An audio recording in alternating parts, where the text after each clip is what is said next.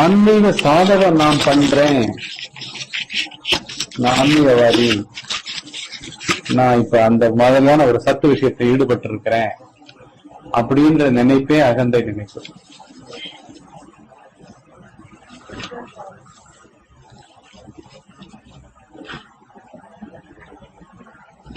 தனியா ஒரு முதலா நான் தேகி, தேகம் படைத்தவன், நான் ஒரு தனி முதல் அப்படின்னு எழுந்துக்கிற அமைப்பு பேர் தான் நான் என்று நினைப்பு.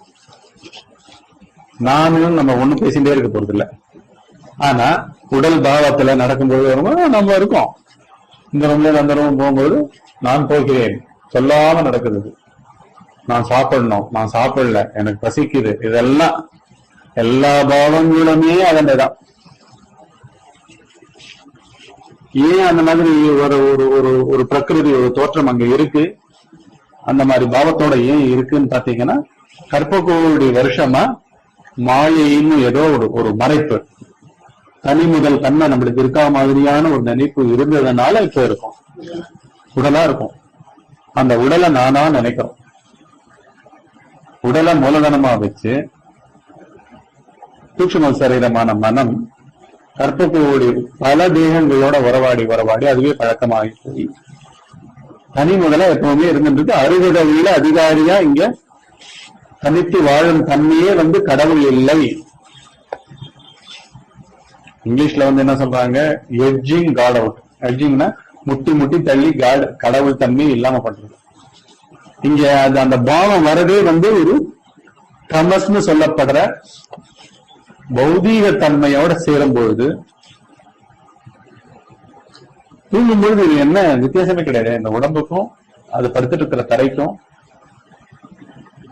இருட்டுக்கும் இருட்டுத்தன்மை தானே. இருட்டுல பொருள்கள் வித்தியாசம் இல்லாம எல்லாம் கிடக்குல்ல.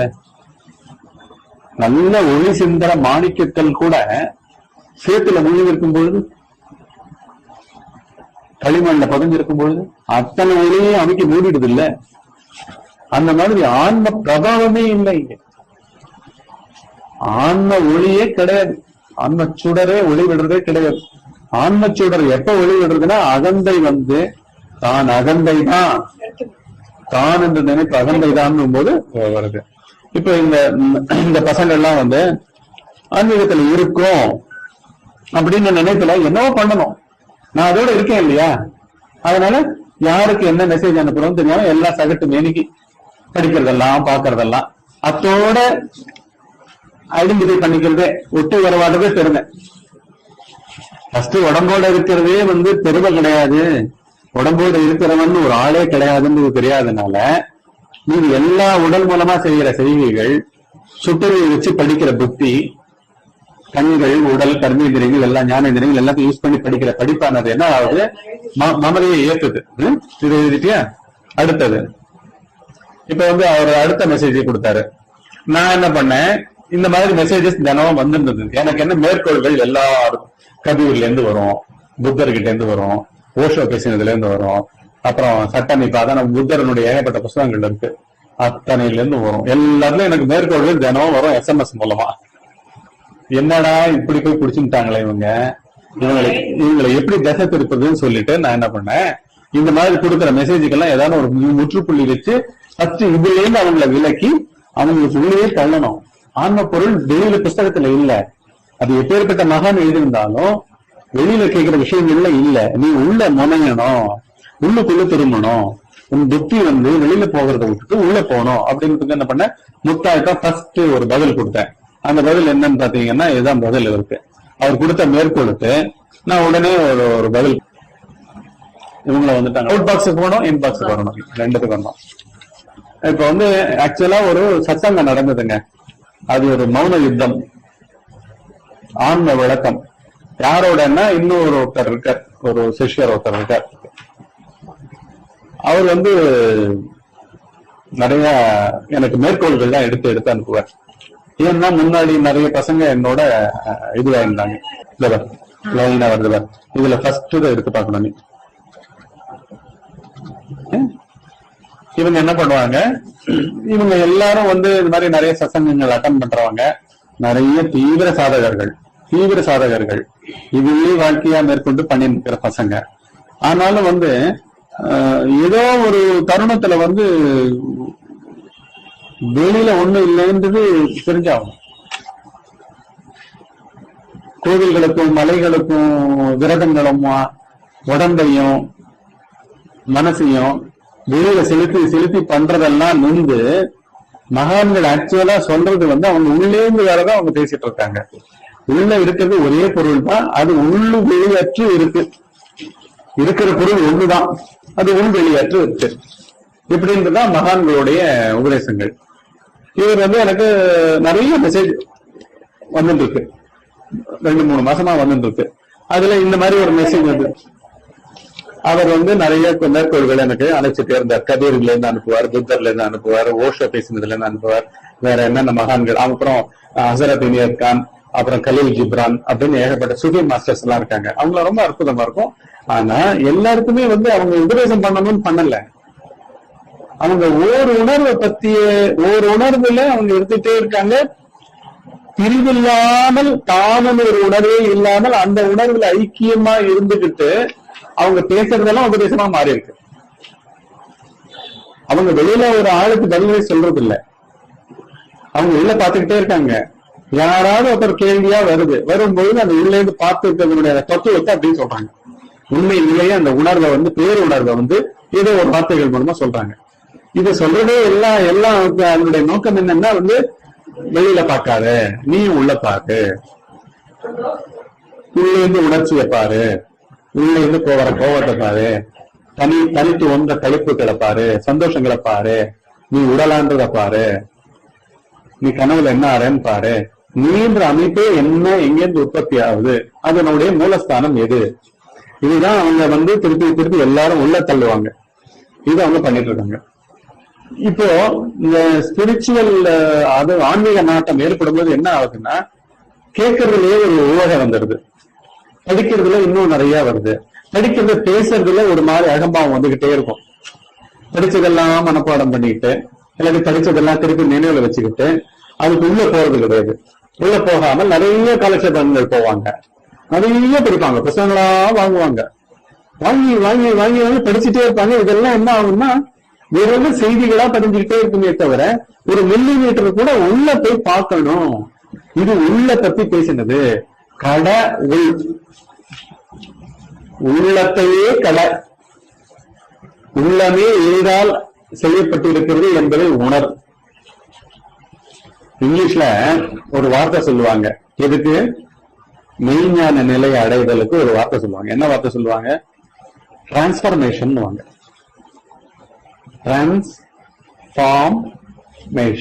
டிரான்ஸ்பார்மேஷன்.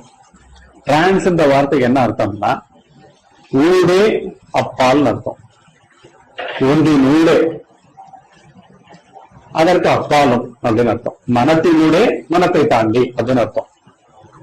இங்க ஃபார்ம்னா உருவம். தோற்றத்தின் ஊடே, தோன்றுவதின் ஊடே. ஊடேன்னு அர்த்தம் அதன் மூலமாகவும் போறோம், அதையே தாண்டுகிறோம். பரவாயில்ல.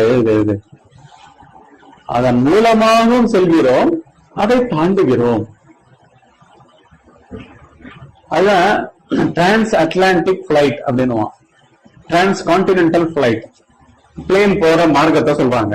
டிரான்ஸ் கான்டினென்ட் என்னன்னு, கண்டங்களின் ஊடே சென்று கண்டங்களை தாண்டி செல்கிறது. பூமியில கடல் மேல போய் அந்த கண்டங்கள் வழியா ஆப்பிரிக்கா கண்டம் வழியா போகுது, ஆப்பிரிக்காவை தாண்டி போகுது. அந்த மாதிரி டிரான்ஸ்பர்மேஷன் அர்த்தம் மனம்தான் நம்ம கிட்ட இருக்கிற ஒரே வஸ்து. மனம்தான் நாம், மனம்தான் உடல், மனம்தான் காட்சிகள், மனம்தான் வாழ்க்கை, எண்ணம் தான் வாழ்க்கை. எண்ணமே உணர்ச்சி எண்ணமா மாறுது, காட்சி எண்ணமா மாறுது. எல்லாம் இதுதான் அதனுடைய ஊடகம். சோ அந்த ஊடகத்தையே யூஸ் பண்றோம், அந்த ஊடகத்தையே தாண்டோம். இதுதான் மெய்ஞான நிலையை அடையறதுக்கு உண்டான வழிமுறையே இதுதான். அதனாலதான் அவங்க என்ன வார்த்தை யூஸ் பண்றாங்க? கடவுள், உள் கடை, உள்ளத்தையே கடை. உள்ளம், தனித்த உள்ளம் இங்க எங்கேயும் கிடையாது. எல்லாருக்கும் எண்ணங்கள் வருது, எல்லாரும் உணர்ச்சிகளுக்கு ஆட்படுறோம், எல்லாரும் நினைவுகளுக்கு ஆட்படுறோம், எல்லாரும் வாழ்க்கைய அது மூலமா தான் வாழ்ந்துட்டு இருக்கோம். அது பேசுற வார்த்தைகளுக்கு பின்னாடி எல்லாம் என்ன, அது ஒரு காட்சியை குறிக்குது. ஒரு வார்த்தை ஒரு காட்சியை குறிக்குது, ஒரு பொருளை குறிக்குது. ஆனால் அந்த சொல் அந்த காட்சி அல்ல, அந்த சொல் அந்த பொருள் அல்ல. அது தெரியணுமா இல்லையா? அதனாலதான் அது வீடு. மனத்தின் வீடு மனம்ன்றது வார்த்தைகளால் ஆக்கப்பட்டிருக்கு, எண்ணங்கள் வார்த்தைகளால் ஆக்கப்பட்டிருக்கு. இப்ப பாயின்னு சொல்றோம், பாயின்ற வார்த்தை பாயா? ஒரு விஷயம் தெரியாத அமெரிக்கால இருந்து ஒரு குழந்தை வந்திருக்கு, போய் பாய் எடுத்துட்டு சொல்றோம். பாய்னா என்னம்மா கேக்குமா இல்லையா? தமிழ் வார்த்தை அது பாய். பாய்னா என்னம்மா? ஏன்னா இங்கிலீஷுக்கு தான் இருக்கு, is use to only English. அவனுக்கு மேட்டு பாய்னா மேட்டுன்னு தெரியாது. இப்ப பொருளே புலப்படல, ஒன்லி வேகு சவுண்ட், ஹாலோ சவுண்ட் இல்லையா? ஒன்று மற்றும் அர்த்தமற்ற ஒரு சொல். அதனால சொல் சின்ன வயசுல குழந்தைகளுக்கு கத்துக் கொடுக்கும்போது என்ன பண்றாங்க, ஆடு பொம்மையை காமிச்சு ஆடு, காக்காவை காமிச்சு காக்கா காக்கா காக்கான்னு சொல்லி அது கத்துறதையும் சொல்லி அது பண்ற சேட்டையெல்லாம் சொல்லி அசோசியேட்டிவ் திங்கிங் மூலமா அவனுடைய அகந்தைக்கு ஏற்றுறாங்க, அறிவை புகுத்துறாங்க உள்ள. புரியுதுங்களா? இப்ப வார்த்தைகள் எல்லாம் பொருளை குறிக்குது. ஆனா பொருள்களை அவை குறித்தாலும் வார்த்தைகள் பொருள்கள் ஆகாது. லிங்க் உள்ள ஏற்படலைன்னா அந்த புலப்படும் தன்மை தான் லிங்க் பண்றது. அதனால அந்த புலப்படும் தன்மை தான் உணர்ச்சி வசப்படுது. அதனாலதான் சாதக முறையிலேயே கூட என்ன சொல்லுவாங்கன்னா, வார்த்தைகளை நீக்கிட்டு நீங்க வாழ முடியுமான்னு. ஒரு செடியை, ஒரு ரோஜா பூவை பார்க்கும்போது அழகா இருக்குன்னு சொல்லாம, ரோஜா பூன்னு கூட சொல்லாம பார்க்க முடியுமா? ரோஜா எவ்வளவு நல்லா இருக்கு அப்படின்னு எதுவுமே சொல்லக்கூடாது. அது பேர் அட்டென்டிவ்னஸ். எதுவுமே சொல்லக்கூடாது, எதுவுமே சொல்லக்கூடாது. உங்களை தன்னை குறுக்கிறதே அந்த லேபிள் போடுறதுதான், பெயரிடல் தான், நேமிங் தான். நேமிங் பண்ணாம பண்ண முடியுமா?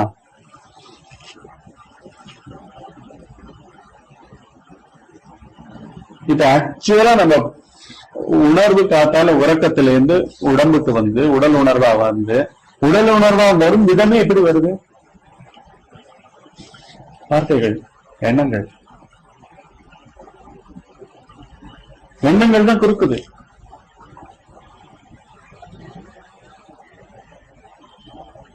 இவ்வளவு வேலையா? ஒரு வேலையை பாக்குறோம், இவ்வளவு வேலையா? அந்த வார்த்தை பயங்கரமா டென்ஸ் ஆகிடும். ரொம்ப நேரம் ஆகுமா? டென்ஸ் ஆயிடும்.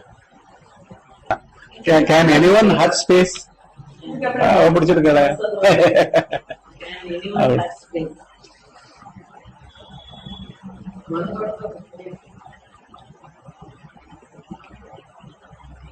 ஒரு குரூப் அப்படின்னா போறோம், ஐடியாஸ் எல்லா காட்சிகள் எல்லாம் நிற்கும். ஏன்னா பெயரிடப்பட்டு தான் அது வருது. அவர் ரொம்ப நல்லவர், நல்லவர்களே நம்மளுக்கு தெரிஞ்ச நல்லதான் அத்தனையும் நிற்கும் கியூல. ஓ இப்படி ஆகும் அப்படி ஆகும், நல்லா கற்பனை. புரியுதுங்களா? அவரா பயங்கரமான மோசமானவர், ஏமாத்திடுவார், ஜாகிரதையா இருக்குன்ட்டா உடனே பயங்கர டைட் ஜாக்கெட் எல்லாம் இழுத்து பிடிச்சிட்டு எங்கேயாவது இவர்கிட்ட மாட்டிக்கூடாதுன்னு ஒரு பரபரப்பு எல்லாம். புரியுதுங்களா?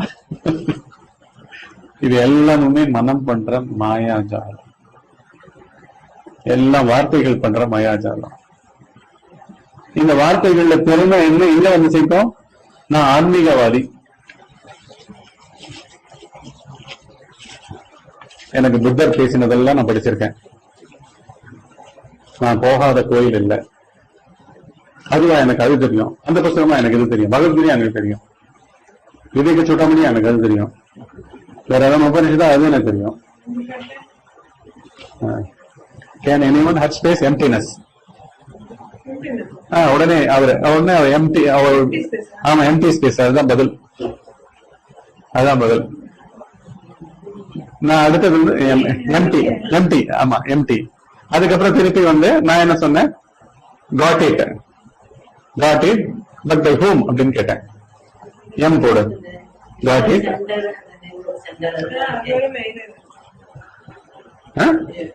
Can anyone have space? Correct.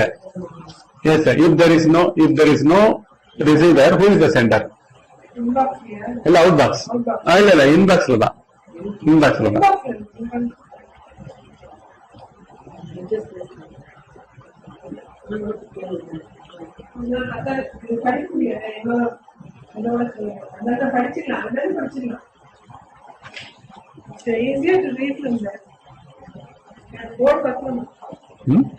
இல்ல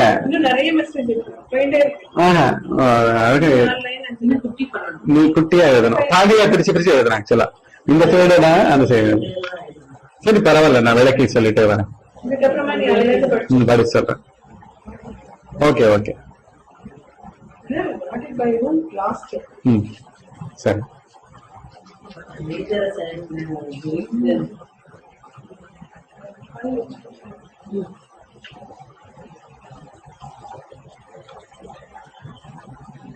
அகண்டமா இருக்க ஒட்டாமல் செய்வது வந்து இதனை இந்த உடல் பரிமாண லெவல்ல, உடல் அளவு பரிமாணத்துல புத்தியானது குறுங்கி இதை தானாக நினைத்துக் கொண்டு வயாம முந்திரிக்கட்ட மாதிரி உள்ள லேபிள் பண்ணிக்கிட்டே இருக்கிறதுனால தான் அத்தனை விதமான அனர்த்தங்களும் உருவாகுது. பார்த்த உடனே எனக்கு தெரியும், அது தெரியும், இது தெரியும். உள்ள பேச்சு சொல்ல முடியாத இடத்துல வாய சொல்ல மாட்டாங்க, ஆனா உள்ள பேசிட்டு இருப்பாங்க. ஏன்னா உள்ள பழைய பதிந்து இருக்கிற பதிவுகளா இருக்கிற ஞானமே பந்தமா இருக்கு. ஞானம் பந்தக அப்படின்னு வரும், சிவசூத்திரங்கள்ல வரும். எந்த ஞானத்தை சொல்றாருன்னா சுட்டறிவு ஞானத்தை. சுட்டறிவு இப்போ ஒரு நல்ல மெய்ஞானி கிட்ட போய் உட்கார்ந்துட்டு அவர்கிட்ட சத்தங்கத்துல உட்கார்ந்து இருக்கும் போது கூட இத்தனை படுத்தல் உள்ள நடக்கும். ஏன்னா படிச்சதுல அவர் பேச பேச படிச்சதெல்லாம் வந்துட்டு இருக்கும். இப்ப லிசனிங்கே இல்ல, கேட்டலே இல்ல, புதுமையே இல்ல.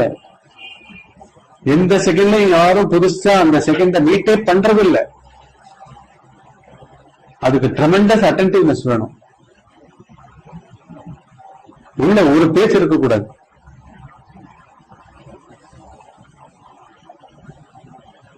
ஒன்றும் தெரியாதவர்களா இருக்கணும். ஆனஸ்டா குழந்தை போல இருக்கணும். அதான் நீங்க குழந்தைங்க கிட்ட பாத்தீங்கன்னா அட்டென்டிவ்னஸ் வந்து 100% இருக்கும். நம்ம வேணா டிஸ்ட்ராக்ட் ஆகும் கதை சொல்லும் பொழுது, சொல்லேன் நம்மளை பிடிச்சு இழுக்கும். ஏன்னா அப்படியே நிக்குது. They are moving with the story. They are living the story.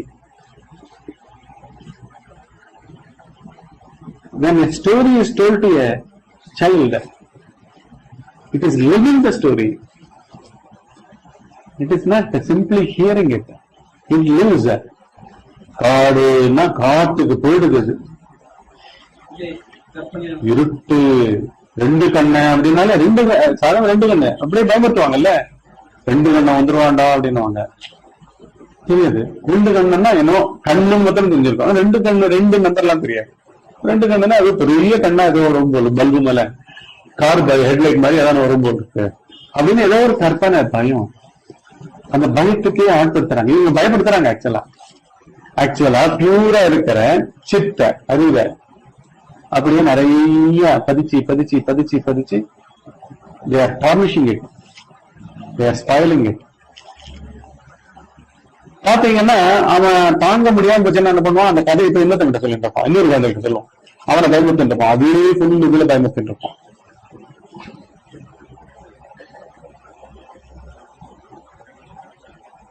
ஏன்னா things are unreal. வளர்ந்தவங்கன்னு சொல்றது எல்லாம் they are not, because they don't know how to live originally. They don't know what is living. They are simply reacting it out. அவங்களுக்கு சின்ன வயசுல நடந்ததெல்லாம் இங்க வாரி கொட்டுறாங்க குழந்தைங்க மேல. So they spoil. அது அப்படியே அதுவும் தன் மேல பதிச்சுக்குது. இப்படி கேட்டல் மூலமா ஐடென்டிஃபை பண்ண பிடிக்கிறோம், குரூப்ல ஐடென்டிஃபை பண்ண பிடிச்சிக்கிறோம், ஃபேமிலியே ஐடென்டிபிகேஷன். ஆபீஸ்ல இருந்து வரும்போது என்ன மனைவியை நினைச்சிட்டே தானே வரும். இந்த பொருள் அவளுக்கு காமிக்கும் பொழுது அவள் முகம் எப்படி ஆகும், அதை நம்மளே ப்ரொஜெக்ட் பண்ணி வந்துட்டு இருப்போம். அவளோட ரியாக்ஷன் எப்படி இருக்கும். இதுவே அட்டாச்மெண்ட் தான். அட்டாச்மெண்ட் நாட் இந்த சென்ஸ், லோயர் சென்ஸ். எல்லாமே என்ன ஆகுது, இமேஜ் மேக்கிங் மிஷினரியா கண்டினியூஸா ஒர்க் பண்ணிட்டே இருக்கு. இந்த consciousness is never allowed to be pure. அது அப்படியே பியூரா இருக்கிறது இல்ல. ஏதோ வாங்குறோம் தான் நம்மளுக்கு தேவை, நீடு. அவங்க எப்படி ஆவாங்க, ஏது ஆவாங்க, இப்படி எல்லாம் நினைக்காமல் சாதாரணமா நம்ம போனோம்னா ஆக்சுவலா ஃபுல்லா ரிசீவ் பண்ணுவோம் அவங்களோட ரியாக்ஷனை. திருப்பி அதையும் பதிச்சுக்க வேண்டிய அவசியமே இல்லை. ஆனா கடைக்கு போகிறதுக்கு முன்னாடி கடையில போய் பொருளை பார்க்கும்போது இது அவளுக்கு பிடிக்காது, வெறுப்பா, அவதானே இது பண்ணுவா, கிண்டல் பண்ணுவா, வாங்க வேண்டாம் வாங்க வேண்டாம் வாங்க வேண்டாம் வாங்க வேண்டாம்ட்டு 1 மணி நேரம் ஸ்பெண்ட் பண்ணிட்டு ஒண்ணுமே வாங்காம திரும்பிப்போம். ஏன்னா எல்லா ரியாக்ஷன்ஸையும் நம்ம ஏற்றின்னு இருக்கோம். அவ்வளவுதான், இவ்வளவுதான் அப்படின்ட்டு. ஏன்னா என்னன்னு தெரியல, என்ன மீடியம் வாழறதுன்னு தெரியல, ஏன் வாழறதுன்னு தெரியல, எப்படி வாழறதுன்னு தெரியல, எது ஆக்சுவலா லிவிங்னு தெரியல. இப்படி எல்லாம் நடந்துட்டு இருக்கு.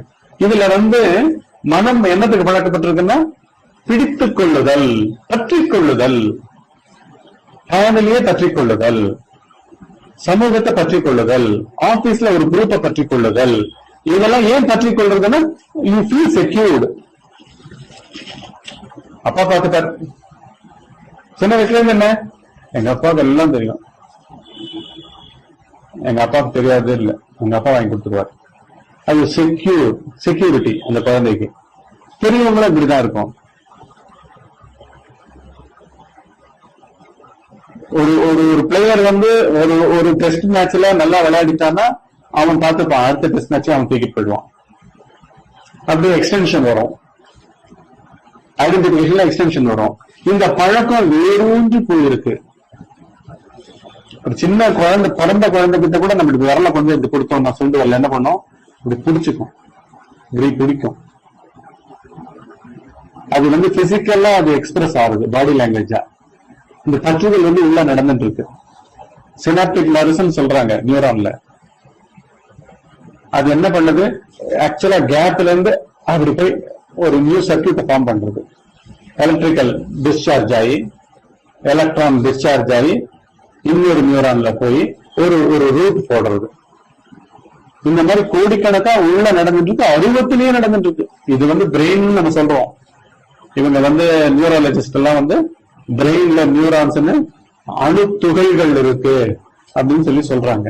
ஆனா இதையும் தாண்டி அந்த WWW வேர்ல்ட் வைடு வெப் இன்னும் பவர்ஃபுல்லா வேலை பண்ணிட்டே இருக்கு. இப்படி வந்ததுதான் பழக்கங்கள். இந்த பழக்கங்கள்ல இப்ப இந்த காலத்துக்கு ஏற்ற மாதிரி என்ன ஆயிடுச்சு, ஆன்மீகத்தை இந்த பசங்கள்லாம் டக்குன்னு உடனே அவங்க படிக்கிறதெல்லாம் அவங்க ரொம்ப, அதாவது அவரை கவர்ந்துடுச்சு அந்த பாயிண்ட். சோ பிடிச்சவங்களோட ஷேர் பண்ணிக்கணும் தான் பண்றாங்க. ஆனா அதுல ஏகப்பட்ட விஷயங்கள் இருக்கு. இன்னும் நீ இன்னும் ஆச்சரியத்திலேயே இருக்க. இன்னும் நீ நுட்பத்தை தொட்டிருந்தேன்னா இங்க என்ன வேணா நடக்கும். இங்க ஒரு பொருள் தான் எல்லாமா இருக்கு. உன் கண்ணுக்கு முன்னால அகப்பட்ட அந்த புஸ்தகமும் சரி, அதை படித்த நீயும் சரி, அவன்தான், அந்த பொருள் தான் இப்படி இருக்கு. அந்த பொருள் தான் அவன் தெரிஞ்சுக்கணும்னா அவன் உள்ள பார்க்கணும். உள்ள பார்க்காம என்ன பண்றான், வெளியில அந்த ஒரு ஓரத்தை பார்த்துட்டு யானையினுடைய காலமற்ற பார்த்தோம் தூள் மாதிரி இருக்கு அப்படின்னு குருடம் சொல்ற மாதிரி ஒரு உபதேசம், ஒரு ரமண மகரிஷி இதை படிச்சோன்னா நீ இன்னும் உள்ள சாதகத்தை ஆரம்பிக்கல, நீ டேஸ்ட் பண்ணல. ரமண மகரிஷி டேஸ்ட் பண்ணிட்டாரு. ரமண மகரிஷி டேஸ்ட் பண்ணிட்டே இருந்திருக்கார். டேஸ்ட் பண்ணத வாழ்க்கையா வாழ்ந்துட்டே இருக்கார்.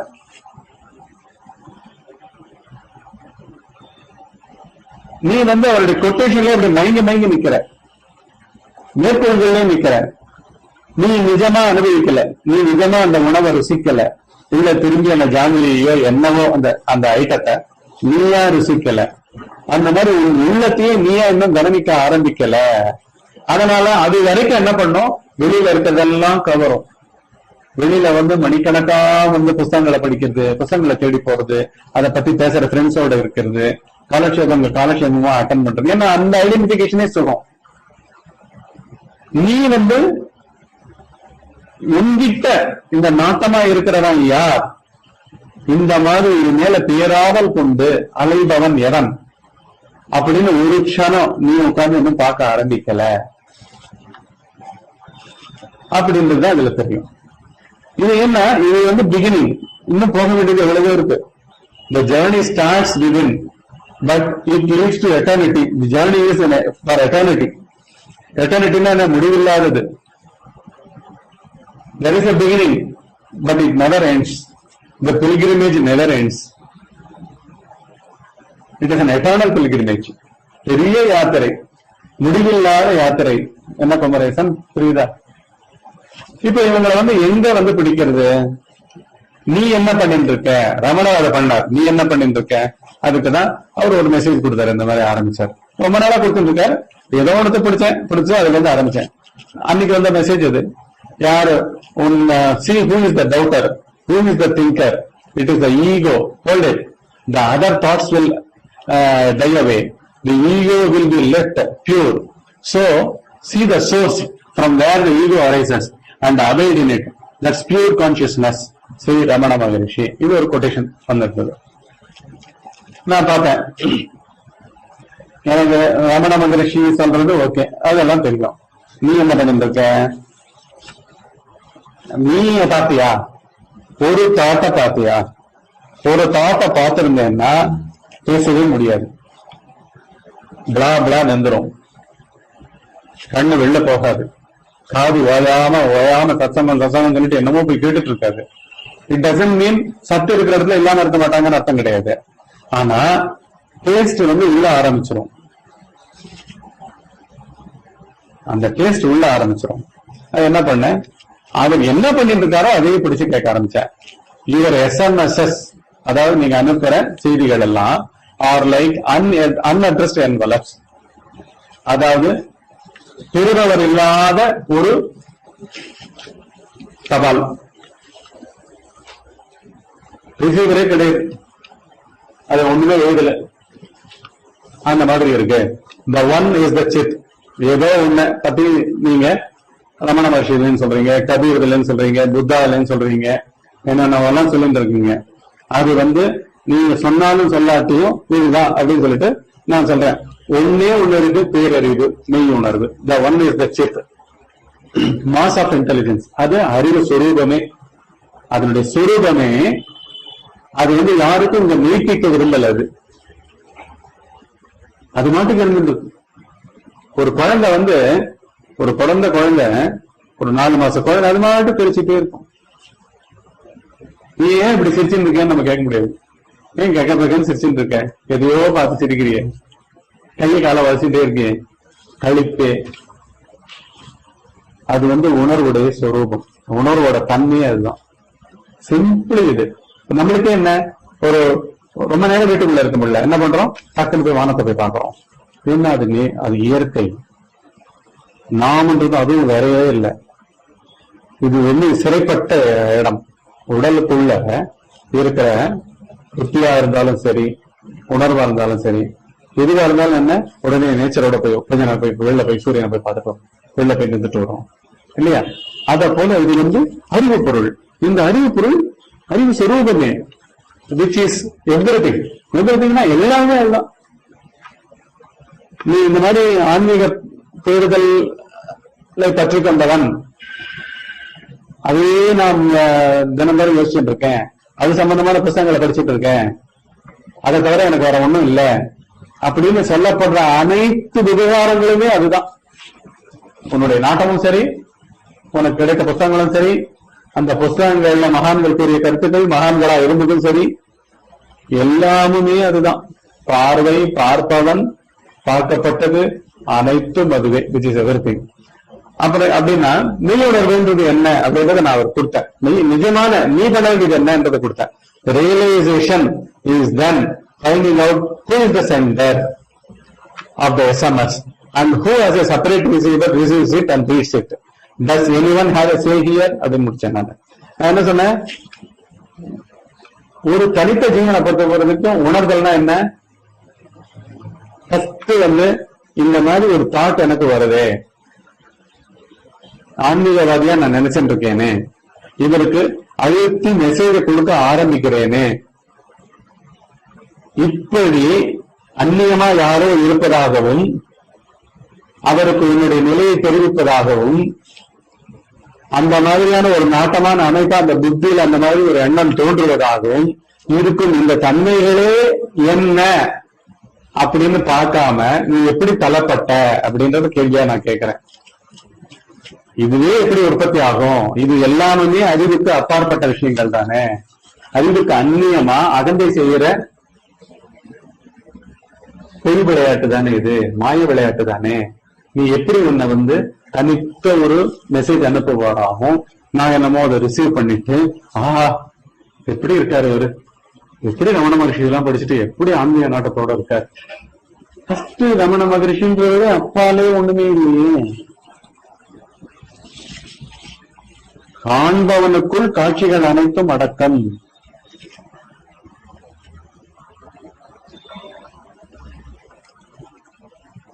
ரமண மகரிஷியுடைய நம்ம இந்த பாட்டு, உருவம் தானாயின் உலகு பரம் அற்றாம், உருவம் தான் அன்றில் உவற்றின் உருவத்தை கண்ணுறுதல் யாவன். தோற்றங்களை பார்க்கிறவன் யார்? பார்க்கிறவன பாரு, கேட்கிறவன பாரு. யார் உன்னிடத்தில் அந்நியமாக ஒரு சத்தம் வருகிறது என்று கேட்பவன், ஒலியாக உனக்கு எப்படி இன்னொன்று தெரிகிறது அப்படின்னா உன் உணர்வு இந்த உடலாக மாறி கேட்கும் தன்மையாக மாறி வெளியிலிருந்து ஒலியாக மாறி மாறி கேட்டு இருக்கு. அப்படிதானே அர்த்தம். ஃபர்ஸ்ட் நீ வெளில போயிட்டான்னு அர்த்தம். உனக்கு எப்படி தெரிஞ்சது? சின்ன வயசுல என்ன பண்ணுவாங்க, அம்மா நான் ஓயாம என்ன அடிச்சுட்டே இருக்காம்மா அப்படின்னுவாங்க. நீ ஏன் அவனை பாக்குற அப்படின்னு உன்ன. நான் பாக்கலாமா, அவன் தான் பார்த்தான். அவன் பார்த்தான்றது உனக்கு எப்படி தெரிஞ்சது? நீ பார்த்ததுனாலதான் தெரிஞ்சு. நீ போயிட்டே இருக்கும். அது கரெக்டா? நீ பார்த்ததுனாலதானே அவன் பாக்குறத அவனுக்கு தெரிஞ்சது. ஃபர்ஸ்ட் ஆஃப் ஆல் இங்க முனைப்பு, தன்முனைப்பு, தனி முனைப்பு. அந்நியமா மெசேஜஸ் எல்லாம் எப்படி பார்க்கலாம்? ரமண மகரிஷியை படிக்கும்போது அவர் விவரிக்கிறது உங்களுடைய சுட்டறிவு பத்தி விவரிச்சுட்டு இருக்காரு. சுட்டறிவு பத்தி உபதேசமா அது. டவுட்டர்னா என்ன அர்த்தம்? சந்தேகிப்பவனை சந்தேகின்றார், பார்ப்பவனை பாருன்றாரு, சிந்திப்பவனை பார்.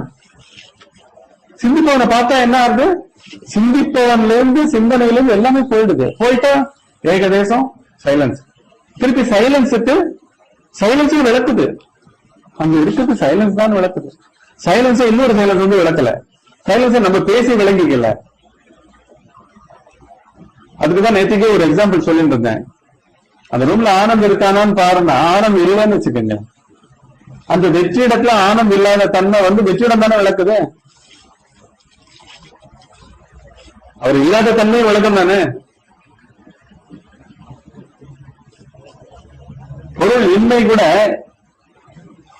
பொருள் இன்மையை பத்தி விளக்குதா இல்லையா? புரியுதா? அந்த மாதிரி இங்க அவர் சொல்றது அந்நியமா ஒண்ணுமே இல்லையப்பா அப்படின்றாரு. அதனால அவருக்கு என்ன பண்ண, இங்க செய்தியை அனுப்புவர் யாரு, SMS அனுப்புறவன் யாரு, அந்த மாதிரி யாராவது இருக்கானா? சரி, நீங்க அனுப்பிச்சிட்டீங்க, உங்களுக்கு தான் புரியல.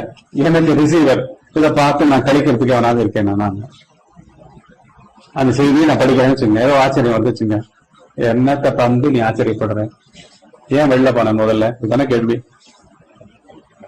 அந்நியமா ஒரு செய்தி அவனுக்கு எப்படி தெரிஞ்சது? உணர்வுல இருந்து பிறண்டதுனாலதானே தெரிஞ்சுது உனக்கு. உணர்வு படிக்கிற தன்மையா மாறினதுனால, படிப்பவனா மாறினதுனாலதானே அது தெரிஞ்சது. படிப்பவன் ஒருத்தன் இருக்கானா? ஆழ்ந்த உலகத்துல எங்க போயிருந்த நீ? இப்படின்னு விசாரம் வருதா இல்லையா? விசாரம் வந்தா எல்லாம் அங்க மயான பூமி தானே. அது எல்லாம் அழிந்த இடம் தானே, மனம் அழிந்த இடம் தானே விசார பூமி. அதனால அதையே பதிலா கொடுத்தேன். யாராவது அனுப்புபவன் யாராவது இருக்கானா? தனியா இந்த மெசேஜ் எனக்கு வந்ததுன்னு படிச்சு அதை மகிழ்பவன் யாராவது இருக்கானா, இங்க யாராவது ஏதாவது ஒரு வார்த்தை பேச முடியுமா அப்படின்னு முடிச்சேன். அவர் என்ன நினைச்சிட்டாரு, உடனே பதில் SMS எனக்கு வந்தது. Sorry sir, sorry sir, if you don't like it I will not sent it. Sorry if anyway I have hurted you, I have hurt you அப்படின்னு முடிச்சார். உங்களை நான் ஏதானும் புண்படுத்தி இருந்தால் என்னை மன்னித்து விடுங்கள், உங்களுக்கு பிடிக்கவில்லை என்றால் நான் இனிமேல் அனுப்ப மாட்டேன். இது என்ன எப்படி இருக்கு? பஸ்ல யாரோ காலை மிதிச்சிட்டா, என்னங்க இப்படி மிதிச்சிட்டீங்களே, ஐயோ சாரி சார், மிதிச்சிருந்த என்ன மன்னிச்சுங்க சார் அப்படின்னு சொல்ற மாதிரி இருக்கு. இது இந்த மாதிரி விவகாரமா? இது நீ முதல்ல ஆரம்பிச்ச உபதேசம் என்ன, எனக்கு அனுப்பிச்ச கொட்டேஷன் சொன்ன, இப்ப என்ன ஒரு தனி மனுஷனாவும் மாத்தி என்ன பயங்கர கீழே இறக்கி உங்களை புண்படுறதுக்கு யாராவது இருக்காங்களா? நீ மகிழ்விக்கதான் முடியுமா? மகிழ்விக்கவும் முடியுமா?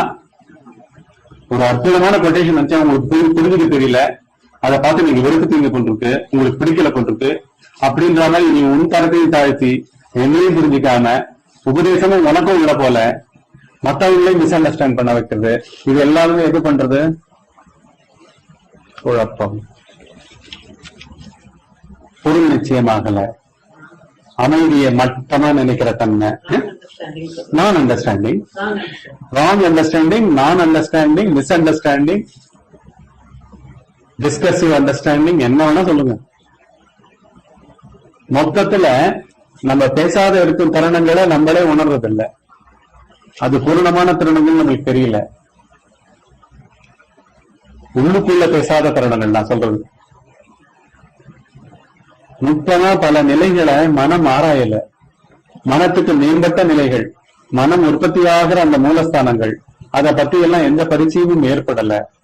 அதனாலதான் ஒரு உபதேசங்கள் எல்லாம் இது பண்ணிட்டு சத்பொருள் நிச்சயம் வந்த பிறகு ஒரே ஆசான இதுவா கொண்டு உள்ளுக்குள்ள உபதேசத்தை ஏற்கண்டு பேசாம போயிட்டே இருக்கணும். உள்ள எல்லாத்தையும் வாழ்க்கை வேஸ்ட் போயிட்டே இருக்கும்.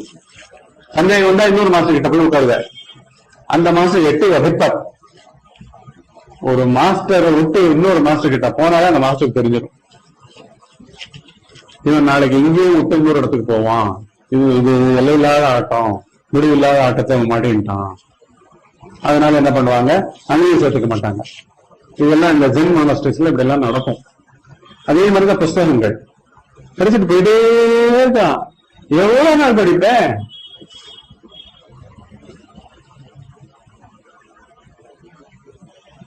ப்ராசஸிங் ஆகாத இன்ஃபர்மேஷன் என்ன பிரயோஜனம்? என்சைக்ளோபீடியா கிரியேட் பண்ண போறியா ஆன்மீகத்துல? உடனே இந்த மாதிரி அவர் சொன்னார். சொன்ன உடனே நான் உடனே என்ன பண்ணேன், சரி ஒரு சுத்தமா புரிஞ்சுக்கலன்னு தெரிஞ்சு போய் என்ன பண்ணேன், உடனே கேன் எனிஒன் ஹர்ட் ஸ்பேஸ், ஆகாயத்தை யாராவது காயப்படுத்த முடியுமா?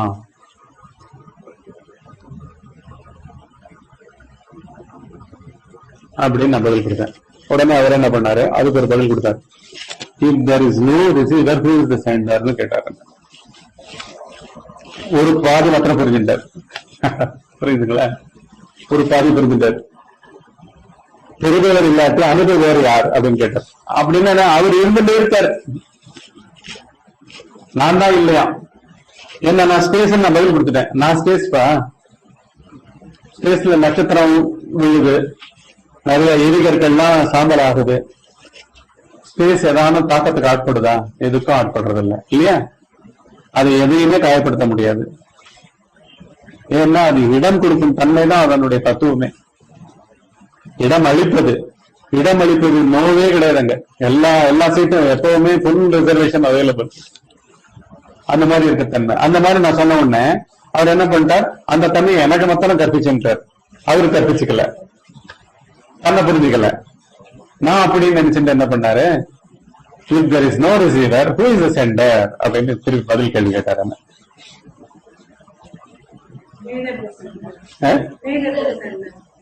நான் உடனே என்ன பண்ணேன், neither there is a sender அப்படின்னு நான் பதில் கொடுத்தேன்.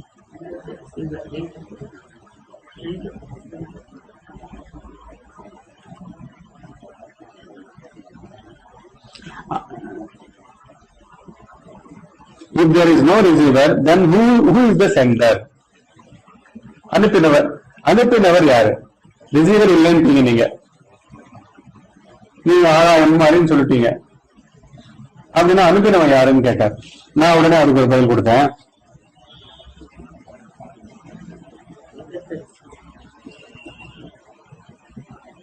நெய்தரிய சென்டர், அனுப்பினவனும் ஒருத்தன் கிடையாது அப்படின்னு பதில் கொடுத்தேன். இப்போ அந்த சைட்ல எங்கேயோ இருக்காரு, அவரு இந்த மெசேஜ படிக்கிறாரு.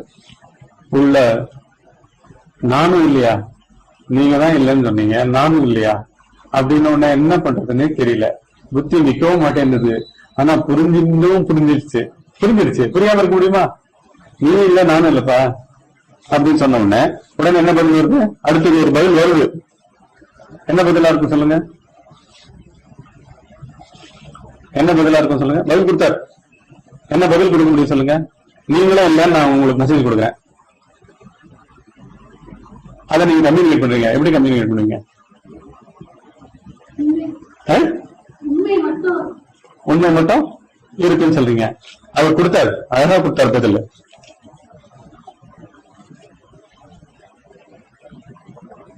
பாருங்க, பதில் பாருங்க.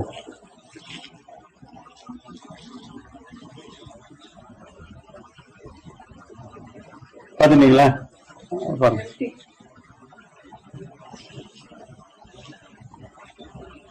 மௌனம். தெரியுங்களா பதில? என்ன பதில் கொடுத்தாரு? ஒண்ணுமே இல்ல. அதுல கரெக்டான பதில? நல்ல ஷார்ப் இல்ல?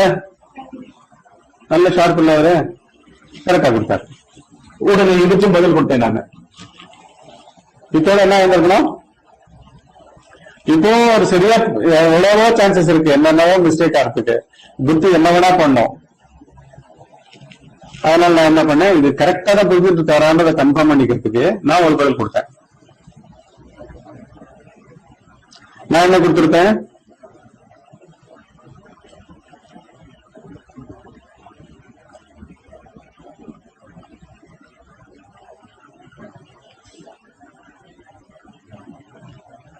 சரிங்க. என்ன பதில்? அவர் எம்டியா கொடுத்ததுக்கு நான் கொடுத்த பதில் என்ன? Got it? But by whom? பாருங்க, பிடிச்சிட்ட. யார் பிடிச்சது? பிடித்தவன் யாருன்னு கேட்டேன். பிடிச்சவன் யார் உங்ககிட்ட? புரியுதா? உங்ககிட்ட அந்த உண்மையை பற்றினவன் யார் அப்படின்னு கேட்டேன். உடனே அதுக்கு ஒரு பதில் வந்தது.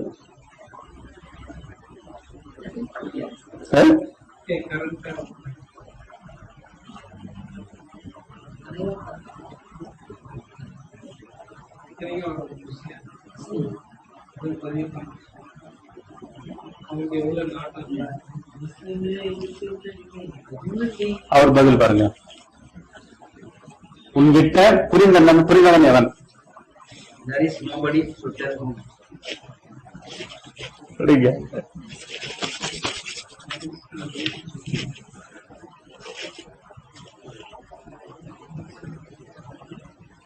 யார் புரிஞ்சிருந்தான்னு சொல்றதுக்கு யாரும் இல்லை. கரெக்டா பதில? இப்போ நான் என்ன பண்ணிருக்கணும்? நிறுத்தி இருக்கணுமா, எவனு கொடுத்துருக்கணுமா? புரிஞ்சு போச்சா? அது புரிஞ்சுட்டான்னு அர்த்தமா? அவர் என்ன கடைசியா சொல்றாரு? இது யாரும் கிடையாது, அதை நான் புரிஞ்சுட்டேன். அனுப்புறவன் யாரும் கிடையாது, அனுப்பினவன் பாஸ்டும் கிடையாது, பிரசன்னம் கிடையாது, அனுப்பும் போது அனுப்புறவன் கிடையாது. ஞானமே இதுதான். இப்போ இதுல பாயிண்ட் இதுதாங்க. பாயிண்ட் என்ன? செய்யும்போது செய்யணும் இல்ல. இதுதான் நைஷ்காமிய கர்மம். குழந்தை அப்படித்தான் இருக்கும். ஒரு குழந்தை வேலை பண்ணும்போது ஆள் இருக்காது உள்ள. இதாமா இதை கொண்டு வெளியினா மாவட்டத்துக்கு போய் விளையாட்டா வச்சுட்டு ஒரு பிளேஃபுல்னஸ் தான் இருக்கும். அங்க இறைவன் அப்படித்தான் இருக்கான். அவன் சூரியனா ஐயோ திருப்பி எழுந்து ஃபுல்லா ஒளிய பாய்ச்சிட்டு இருக்கணுமா அப்படின்லாம் பண்ணல.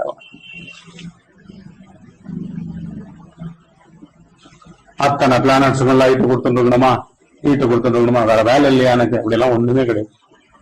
இருக்கே இல்ல, அவைகளுக்கு தெரியவே தெரியாது. ஒரு குழந்தைக்கு வந்து பிளேஃபுல்னஸ் தவிர வேற ஒண்ணுமே தெரியாது. அது வேலையாவே பார்த்தாது. அந்த கல்லெல்லாம் பொறுக்குமானா பொறுக்கணும் உட்காந்துட்டு. அதை விட இன்ட்ரெஸ்டா இன்னொரு விளையாட்டு வந்தாதான் அதை விட்டு எழுந்துக்கும். போமா போர் அடிக்கணும் தான் எழுந்துக்கும். போமா இதுவா இருக்குமா வேலை அப்படின்லாம் சொல்லாது. டூ மச் ஆமி அப்படின்லாம் சொல்லாது. பேர்பட்ட வேலை கொடுத்துட்டெல்லாம் சொல்லாது. வேலை பாரத்தினால எழுந்துக்காது. இதை விட இன்னும் இன்ட்ரெஸ்டிங்கா ஏதோ ஒரு விளையாட்டு இருக்கும். நம்மளுக்கு எப்படி இருக்கும்? என்ன காசு பூரா நம்ம பதிச்சுக்கிறது இதனால இன்செக்யூரிட்டி பயந்து ஜாபத்துல எல்லாத்தையும் ஏற்றிக்கிறோம். வாழ்க்கைய பாரமாக்கிக்கிறோம். வருத்தப்பட்டு பாரம் சுமக்கிறவர்களே என்னிடம் வாருங்கள், இழைப்பாறுதல் தருகிறேன் அவர். என்னிடம் அவர் சொல்றது எம்டி ஸ்பேஸ் சொல்றார். ஒரு செகண்ட் நீ எம்டி ஸ்பேஸா மாறினா அத்தனையும் போயிடும். ஒரு செகண்ட் உங்ககிட்ட ஒரு பாரமும் கிடையாது, நீ வெயிட் லிஃப்டரும் கிடையாது, ஹோல்டர் ஆஃப் த லக்கேஜும் கிடையாது, எதுவுமே கிடையாது. அந்த மாதிரி ஆளே இல்லடா. இதை உணர்ந்தாலே ஃப்ரீடம் தான். எவ்வளவு பண்ணும் பொழுதும் நீ செய்யும் பொழுதே அது அவன் செய்பவன் இல்லை. அதுதான் ரியலைசேஷன்.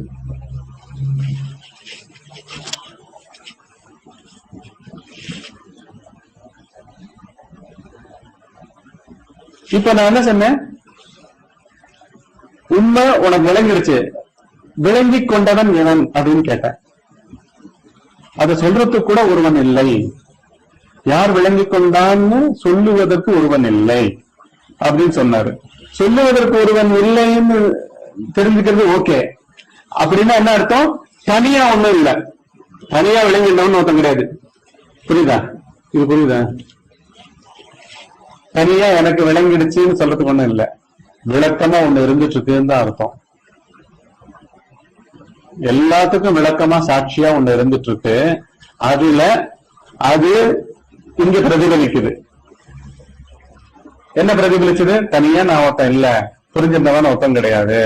புரிஞ்சிருந்தவன் ஒருத்தனும் கிடையாது இருக்கே தவிர, அந்த ஒரு நிலை இருக்கே தவிர அது தனிமை கிடையாது. நீ புரிஞ்சுக்கல, புரிதலாவே இருந்துட்டு இருக்கு. எல்லா அனுப்புபவர்களும் அவன் தான், எல்லா ரிசீவ் செய்பவர்களும் அவன் தான், எல்லா செய்திகளும் அவன் தான், எல்லா செய்திகள் செல்லுவதும் அவன் தான். தடமும் அவன், அனுப்பப்படும் பொருளும் அவன், பெறப்பட்ட தலமும் அவன், பெறுபவனும் அவன், அனைத்தும் அவன் அவன் அவன் அவன் அவன் அவன். இதுல வந்து பாஸ்ட் டென்ஸ் கிடையாது, பிரசன்ட் டென்ஸ் கிடையாது, ஃபியூச்சர் டென்ஸ் கிடையாது, எந்த டென்ஸும் கிடையாது, டிஃபரண்ட் பிளேஸும் கிடையாது. முதல் பதில்ல வந்து பெறுபவர் கிடையாதுன்னாரு. அப்படின்னா பாதி ஸ்பேஸ்ல அங்க ஆள் கிடையாதுன்னாரு. அங்க என்ன ஆள் இருக்கா மாதிரியும் தான் இருக்கா மாதிரியும் பெறுபவர் மாத்திரம் கிடையாதுன்னாரு. அதுக்கப்புறம் பெறுபவனும் கிடையாதுன்னு புரிஞ்ச பிறகு ரெண்டு ஸ்பேஸும் என்ன வேற வேற ஸ்பேஸா? இந்த பில்டிங்ஸ், இந்த மாதிரி அமைப்பு, இந்த மாதிரி ரோடுகள் இருக்கும் இடத்துக்குத்தான் கீழ்பாக்குன்னு பேரு தவிர அந்த வெற்று ஆகாயத்துக்கு கீழ்பாக்குனா பேரு. வெற்று ஆகாயம் சேட்பட்டம் கீழ்பாக்கை பிரிச்சு அனுப்புது. அண்ணா நகர் வேற ஆகாயம், கீழ்பாக்கு உள்ள இந்த ரூமுக்குள்ள வேற ஆகாயம், சேட்பட்டுல வேற ஆகாயம், பிரிட்ஜு கிட்ட அப்படின்னு ஏதாவது பிரிஞ்சா இருக்கு. இந்த லிமிடேஷன்ஸ் தான் அதை பிரிக்குது. எண்ணங்கள் தான் பிரிக்குது,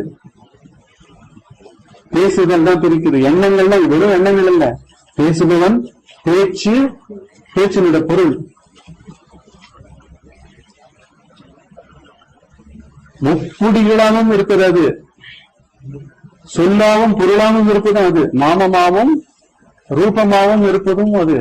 அதனாலதான் ஒரு எண்ணத்தை பார்த்தாலே எல்லாம் விழுந்துடணும். அங்க அடையிறதே மோட்ச நிலை. திருப்பி மோட்சம் அடைஞ்சவன் திருப்பி அவருக்கு பேர் கிடையாது. அது ஒரு தலமும் கிடையாது, குறிப்பிட்ட தலம் கிடையாது, அது இல்லாத காலம் கிடையாது அந்த தலத்துல. புரியுதா? இப்ப வந்து அனுப்பினவரும் ஒருவரும் கிடையாது, பெற்றோரும் ஒருவரும் கிடையாது. இது ரெண்டும் விளங்கியாச்சு.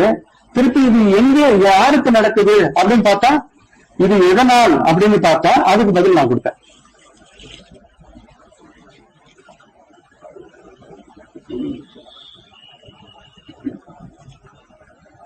அது கொடுத்தேன் பாருங்க, படிங்க. ஆல் அப்படின்னு போட்டேன், ஆல் போட்டு ஹைபன் போட்டு லெஸ்னஸ், ஒன்று மற்ற தன்மை.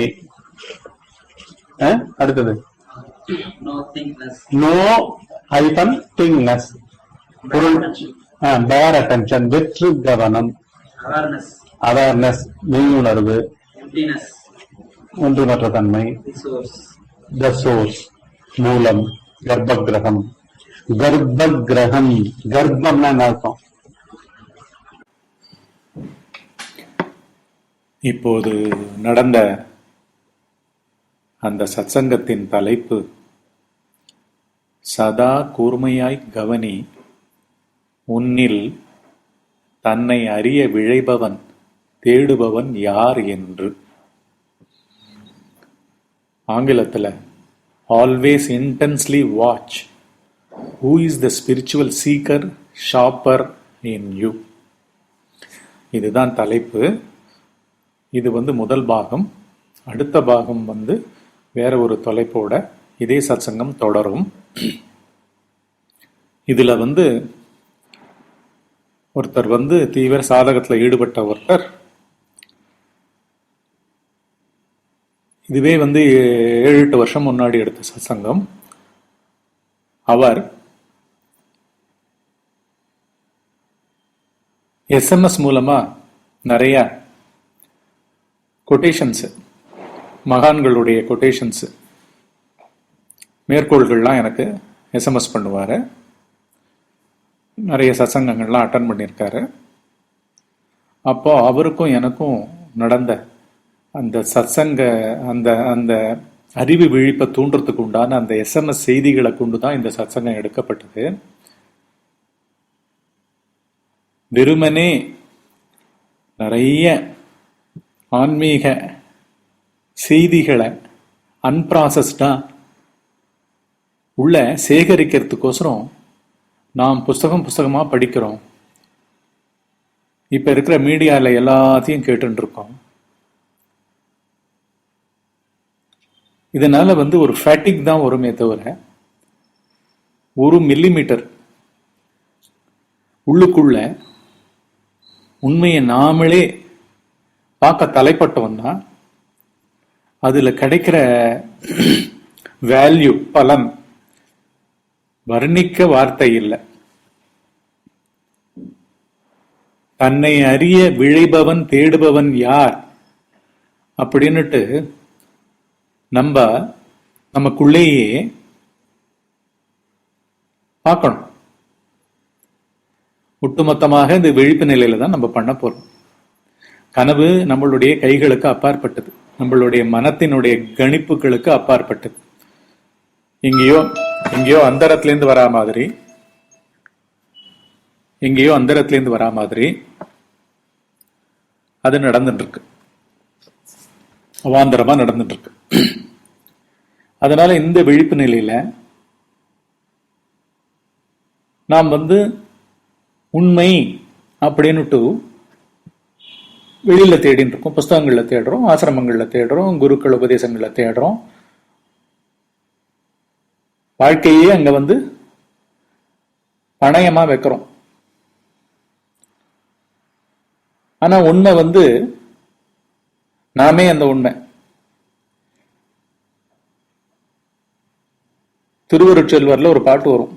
சிவபெருமான் அந்த திருக்குறிப்பு தொண்டரை ஆட்கொள்றதுக்கோசரம் இறங்கி வருவார். மாறு வேடத்துல வருவார், ஒரு சிவயோகி மாதிரி வருவார். அப்போ கண்ணதாசன் அவர்கள் அதற்கு ஒரு பாட்டு எழுதியிருப்பார். இருக்கும் இடத்தை விட்டு இல்லாத இடம் தேடி எங்கெங்கோ அலைகின்றார் ஞானத்தங்கமே, அவர் ஏதும் அறியாரடி ஞானத்தங்கமே. நம்ம எவ்வளோ உழைப்ப போட்டிருப்போம், எவ்வளோ பிரயாணம் பண்ணியிருப்போம்.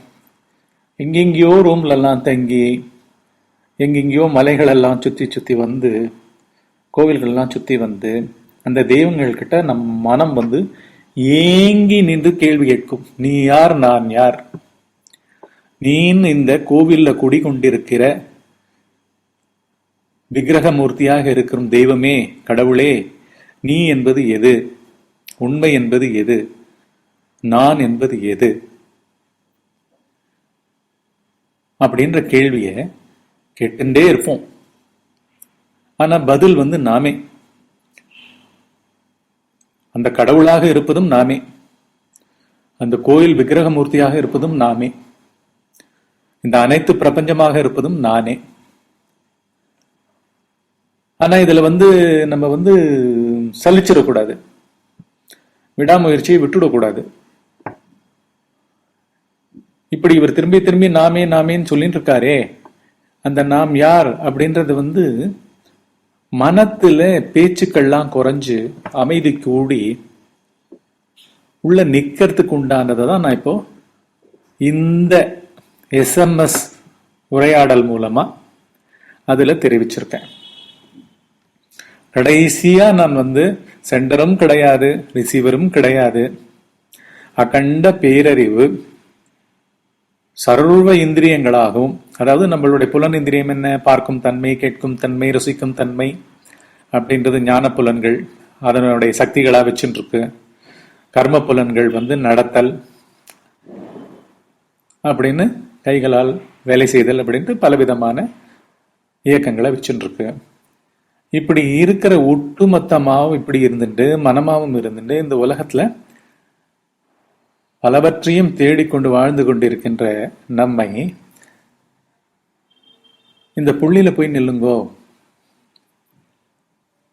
உள் பேச்சை குறைச்சிட்டு வெறுமனே பார்த்தீங்கன்னா பேச்சுக்கள் நிக்க நிக்க ஒரு ஒரு ஒரு பதில்கள் வர ஆரம்பிக்கும். நுட்பமான கவனம் கூட கூட உள்ள யார் யார அறிய விரும்புறா அப்படின்ற மாதிரி அந்த பார்வை கூட கூட ஒரு அமைதி சித்திக்கும். அந்த அமைதி ஸ்தலமே நாம் செய்ய வேண்டிய தீர்த்த யாத்திரை. அந்த அமைதி ஸ்தலத்தை பெருக்கணும். அது பேசாமல் விளக்கமா பேசின்னு இருக்கும். இதெல்லாம் நடக்க ஆரம்பிக்கும். இதெல்லாம் பெரிய பரிமாற்றம், டிரான்ஸ்ஃபர்மேஷன். அதை பற்றியும் சொல்லியிருக்கேன் நான். இதை அடிக்கடி கேளுங்கோ.